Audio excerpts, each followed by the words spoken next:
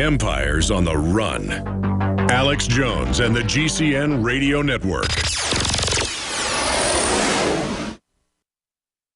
Sold out for weeks due to the difficult and extensive proprietary process behind its creation, the exclusive InfoWars Life Secret 12 formulation is now back in stock in the last limited shipment of 2014. The most bioactive form that has been created with our proprietary process. This ultra-clean vitamin B12 nutraceutical has been carefully crafted and developed over the last 2 years and is based on cellular science of how your body actively absorbs essential nutrients. Secret 12 is taken by mouth, right on the tongue, and then swallowed. No needles, no injections. Vitamin B12 deficiency is linked to scores of serious problems. And Secret 12 is a fusion of 2 organic, proprietary forms of vitamin B12, bringing you a true nutraceutical quality vitamin B12. Secret 12. Secret 12 is an excellent Christmas gift and is tailor-made to boost your New Year's resolutions. Supplies of Secret 12 are very limited. Secure yours today at InfoWarsLife.com or by calling toll-free 888-253-3139. 2015 is almost here, and with it comes those New Year's resolutions to finally transform your body the way you want it. There's a reason over 88% of New Year's resolutions fail. Make this year different by equipping yourself with Oxy Powder, the next level in cleansing the body naturally. Using super oxygenation, Oxy Powder, available through InfoWarsLife.com, gently cleanses the body while you sleep with easy capsules. Tens of thousands of individuals have used Oxy Powder to cleanse their bodies and aid in their transformations. Even InfoWars Nightly News Director Rob Dew has been using Oxy Powder with incredible success. Took it that first day, and then I took it for 6 more days after that. 12 pounds melted off in about a week. I'd say a week, 7 days. 2015 can be different. Diet and exercise are important, but a lot of us have already tried that. Oxy Powder flushes it out. Secure your Oxy Powder at InfoWarsLife.com. That's InfoWarsLife.com or 888-253-3139. The average person's life is filled with unexpected challenges. Unlock the energy it takes to defeat these daily beasts with super male or super female vitality, specifically designed to assist the body in regulating proper hormone balance to create superior vitality in males and females. Supercharge and conquer your world at InfoWarsLife.com or call 1-888-253-3139. The government's Department of Homeland Security is buying up loads of ammo. At the same time, they're restricting civilians' rights to own and purchase firearms. Can you put 2 and 2 together? Infidel Body Armor can stop every round, including hollow points and .308 sniper rounds, is reasonably priced and fully legal. But for how long? Go to InfidelBodyArmor.com, spelled INFIDEL bodyarmor.com. Infidel Body Armor. Just won't quit. Live from Austin, Texas, broadcasting worldwide, it's Alex Jones. I know you deceived me, now here's a surprise. Coming up, report feds pressuring more doctors to ask patients about their guns. Under Obamacare, they now become total agents of the state. That's a Kit Daniels article, just went live at Infowars.com. and PrisonPlanet.com. Be sure and spread that out to everybody and get it on Facebook and Twitter. Gun control advocate urges kids to inform on parents turn in their firearms. Yeah, I mean, they actually have them steal the firearms in the video and take them to the police. Talk about super crazy and super dangerous. Also, Walmart, Amazon, Kmart, Sears told to stop selling toy guns by the police in New York, who I guess are the state attorney general. Just thinks he's God. No judge, no jury. And the governor said if you're a gun owner, just get out of the state. Or if you're pro-life, just get out of the state. Speaking of North Korea, I'm going to get Dr. Steve Pieczenik's take on that. He's been to North Korea. He did a lot with South Korea. We're going to get his take on the situation with Russia. He grew up in Cuba, has a very interesting background. We're going to cover the waterfront, just bam, bam, bam with Steve Pieczenik. But look at these headlines. North Korea's internet is having serious problems. It's already limited to just a few cities, as we showed satellite photos. Only 2 cities have power. That's being reported by The Verge newspaper. But we're to believe they ran these sophisticated hacking attacks. Well, I said last week, probably staged to bring in a bunch of cybersecurity laws, or it was other hacker groups, and they're blaming North Korea. North Korea responded by saying, we'll blow the whole U.S. up. How about you blow up the whole galaxy while you're at it? They can't even tie their shoelaces from what I know. North Korea threatens strikes on U.S. amid hacking claims. And they've come out and said that they did not do it and that it's a false flag by Obama. I hate to be agreeing with North Korea, but that's certainly where it points. Sony gets a new threat. Anonymous says hackers aren't Korean. Release film or more hacks coming. Yeah, a bunch of these past hacks have been admittedly not North Korea. Of the Apple Cloud, of other major groups. We've got an expert on cybersecurity and somebody that wrote books on it with Tom Clancy, Steve Pachenik. We're going to cover the waterfront here, Doc. StevePachenik.com. His new book's out there. You can find it at StevePachenik.com.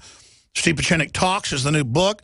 But Steve, let's get into your take briefly on what's happening with North Korea and this whole move to say we're not going to show Team America, we're not going to show this movie now. Is that just an attempt to set the precedent for the feds to ban movies by fiat? No, I don't think so. I think what the problem really was, you have to understand the dysfunctional level of Hollywood. Number one, you have to understand Sony is not an American company. That was not made clear to anybody in the United States or the world. Sony is a Japanese company. It's a wholly owned subsidiary of a Japanese Zaibatsu. So the issue really relates between North Korea and Japan, which has a long-standing history of discontent and fighting since World War II and prior to World War II. This has nothing to do with the United States.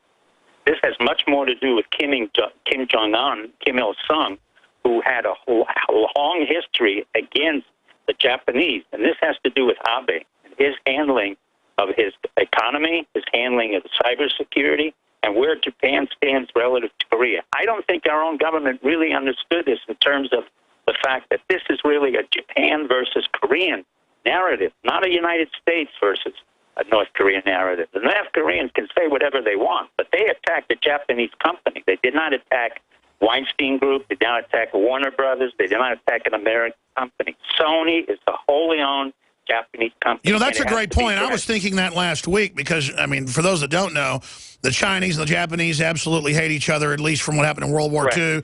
Even bigger atrocities by the Japanese in what is now North and South Korea, and they still follow that World War II propaganda that the original, granddaddy came out of, that they're still at war with Japan. They're constantly threatening to nuke Japan, and so you're saying this is Japanese anti-North Korea propaganda? Oh, this is totally between North Korea and Japan. I mean, it's not an accident. They could have put any show that they wanted to. The fact that it was a North Korean semblance of the leader. There's all kinds of videos of the North Korean leader that's never been hacked.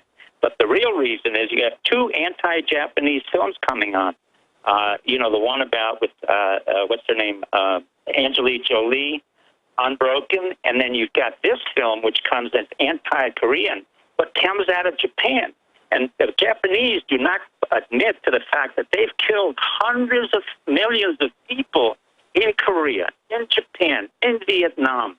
This is an old story that has never been closed by the Japanese, and the nationalism in Japan has increased because Abe has an economic problem.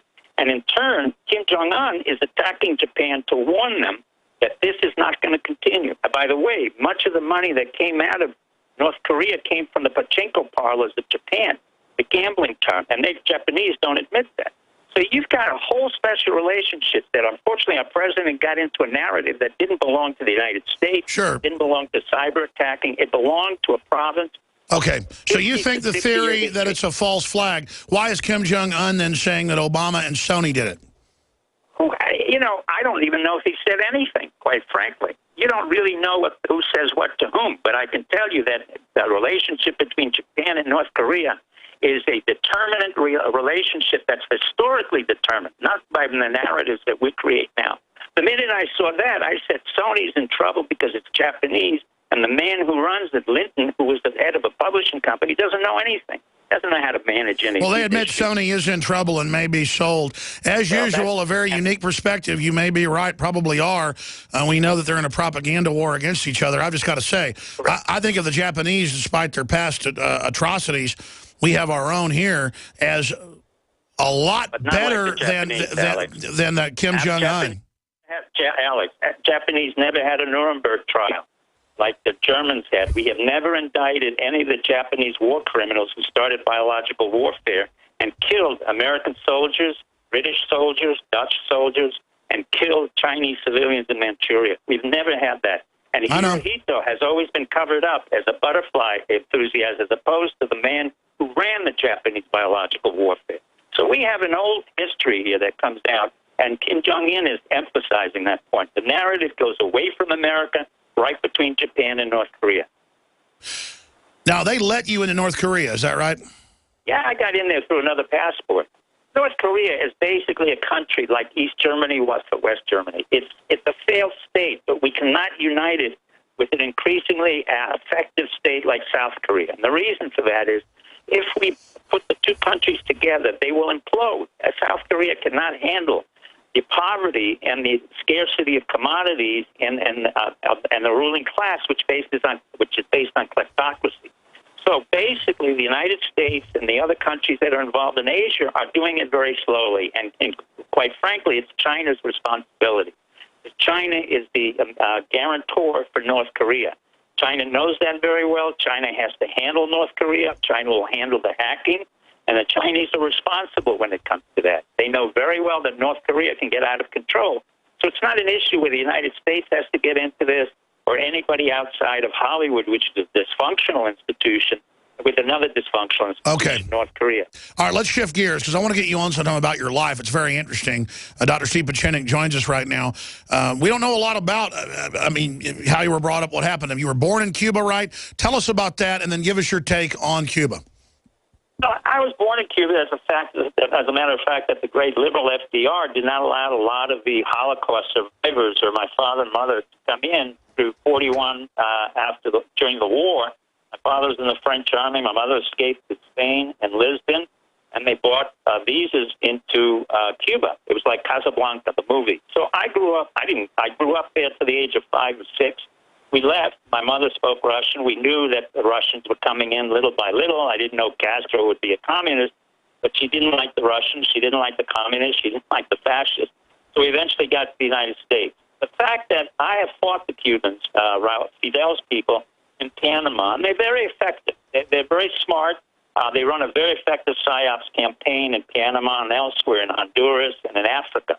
The real issue is that after 50 years, the embargo really hasn't worked. What it's done, in effect, is made a lot of Midwestern farmers very wealthy, which I don't grudge their wealth. They made over $300 million in wheat and commodity sales. But the point of fact is it doesn't work anymore. And Cuba, after 50 years, is not really a strategic threat to anybody along the United States. We have so many Cubans now in Miami in the United States, and with the Burton Hill Act here, where they can come to the United States, touch the ground, they basically become United States citizens. So Cuba has always played an important part in the history of the United States. For example, during the Revolutionary War, Cuba was a transit point for which Benjamin Franklin and many of our founding fathers received illegal money from Spain and France and the guns and ammunition in order to fight the British. Most people don't know that. But eventually, Cuba was a de facto province of the United States. It has never been a strategic problem. Even during the Cuban Missile Crisis, I think Kennedy was not capable of handling it. We had a stand down. Eventually, it came through. Kennedy became a false legend. But the reality is, enough is enough. Cuba is really not our problem. Our problem now is really nothing. We've handled the Soviet Union very well. Now we've effectively handled Putin very well with the ruble. And the effectiveness of the American economy. We're just formidable. I mean, coming this Christmas, America has to understand how strong we are in terms of our capitalist structure. And this results from the Bretton Woods Conference of 1944, where everything in the world is denominated against the dollar, including the ruble. And we've just knocked down, in this administration, they've knocked down the ruble, they've knocked down the ratings of Russia into junk bonds. And so now, effectively, the United States is a superpower, not only militarily, but economically. So, but, Doctor, let me stop you right there. Let me just stop you for a minute. Yeah. This is great game stuff. I mean, this sounds like British tactics to knock everybody else out so we're number one. But meanwhile, our same elite is taking our basic freedoms as well and foisting it into this global system.